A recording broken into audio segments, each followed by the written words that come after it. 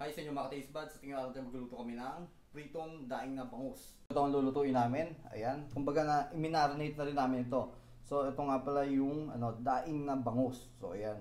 So ang nilagay namin dito ay naglagay din kami dyan ng suka, bawang at saka ng Knorr seasoning para lalong maging mas malasa kapag ipinirito. Ayan naman, iprito na natin to. Prito na natin to.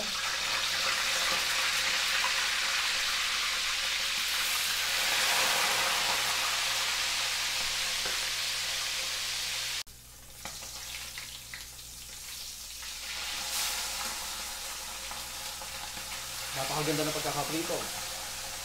So ito mga ka-taste buds, luto na. Napakasimple at napakasarap na ulam para sa pananghalian. At syempre, napakasarap ng ang tawag dito ng isda na to. Ito ay daing na bangus. Ayan.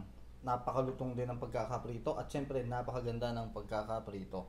Diba? Kapag ganitong ulam, ako sigurado mapapadami ka ng kain. Lalo na kung papartneran mo pa yan ng napakasarap na atsara. Tingnan nyo naman kung gaano kaganda. Diba? Ito yung atsara. Napakasarap nito. O diba? Lalo na kung meron kayong ang tawag dito, yung talong. Pwede nyo rin partneran ng pritong talong yan.